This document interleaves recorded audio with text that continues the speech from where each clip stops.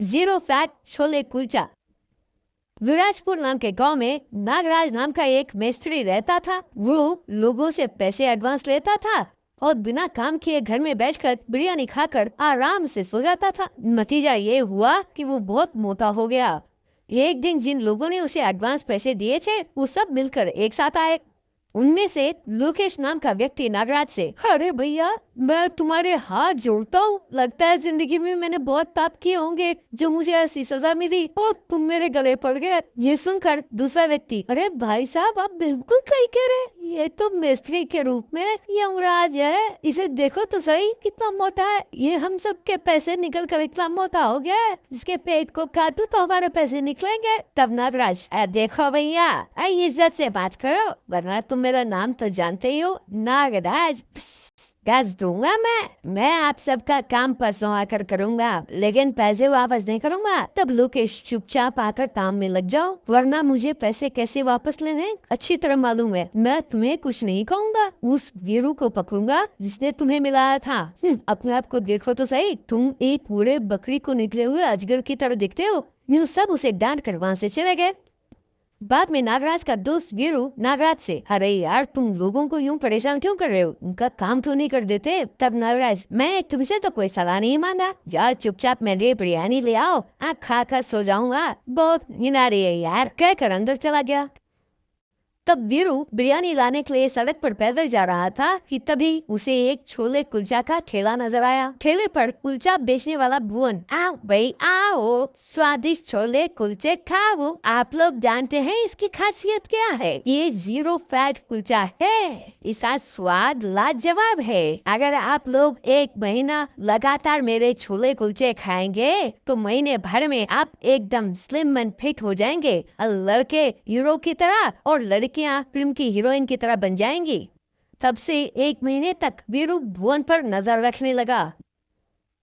बाद में वीरू भुवन के पास गया और, भैया, मेरा एक दोस्त है, वो एकदम पेटू है, जब देखो खाता रहता है और सोता रहता है, वो एकदम आलसी हो गया है, काम नहीं करता। जिन लोगों का काम मैंने उसे दिलाया वो लोग मेरे पीछे पड़े हुए मुझे गालियां दे रहे। मेरा दिमाग खराब था जो मैंने उसे 5 लाख रुपए एडवांस दिलाए थे। भैया सच सच कहो, क्या वो तुम्हारा कुलचा खाकर एकदम दुबला पतला हो जाएगा? तब भुवन, अरे इसमें शक करने की क्या बात है भैया, अब मेरा कुलचा छोले खाएगा तो बस एक महीने में उसके 10 द्वारे के पिंजरे से चर्बी यूं पिघल कर निकल जाएगी।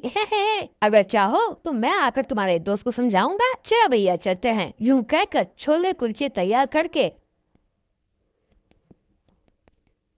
वीरू के साथ भुवन भी वहाँ चला गया। फिर नागराज के पास जाकर भुवन ने छोले कुलचे उसे दिए। ये देखकर नागराज, ये क्या जबरदस्ती है, मुझे तो सिर्फ बिरयानी चाहिए, और वो भी मटन बिरयानी। जब लाओ सिर्फ वो लाओ, मुझे ये कुलचे वुलचे नहीं चाहिए, कहकर उसे उसे उठाकर फेंका। ये देखकर भुवन, अरे मोटे सांड, तुम्हारी ये हिम्मत, अगर तूने मुझे उठाकर फेंका होता तो मैं बुरा नहीं मानता, लेकिन तूने मेरे छोले कुलचे को फेंका। बच्चों, अब तुम्हारी खैर नहीं, अब मैं तुम्हारी चर्बी उतारूंगा बच्चों। अब तुम्हें चूल्हे के ऊपर बिठाएं तो जैसे तुम्हारी चर्बी पिघलेगी वैसे ही तुम्हें कुलचे खिलाकर पिघलाऊंगा, कहकर नागराज को कमरे के अंदर ले गया और कुर्सी से उसे बांध दिया।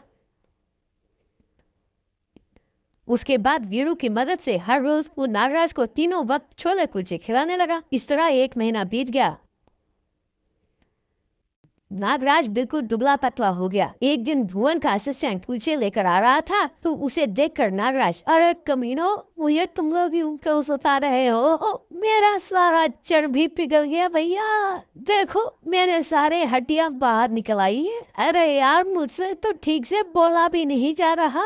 तब वो असिस्टेंट, भाई साहब, हमारे भुवन भाई साहब का आप पर गुस्सा कम हो गया है, आपको छोड़ दिया है, लेकिन ये कुलचे जानते हैं आप कौन भेज रहा है? आपने जिन लोगों से एडवांस पैसे दिए थे ना, वो लोग भेज रहे हैं। आप जानते हैं, यूं आपको कुलचे खिला खिला कर मार डालने का षड्यंत्र रचा उन्होंने। उन लोगों ने मिलकर आपको देखकर मुझे आप पर बहुत तरस आ रहा है भाई साहब। और हाँ भाई साहब, आप जानते हैं कि कहीं आप घर से भाग ना जाए, इसका ध्यान रखने के लिए उन्होंने 4 मुस्टंडों को रखा है यहाँ पर आपकी निगरानी के लिए। नागराज, इसका मतलब यह है कि मुझे मारने का पूरा प्लान बना लिया इन लोगों ने। भैया भैया, उनसे कहो ऐसे ना करे, उनसे कहो मैं उनका काम करके दे दूंगा। यूं कहते ही उस लड़के ने नागराज के रस्सी खोला।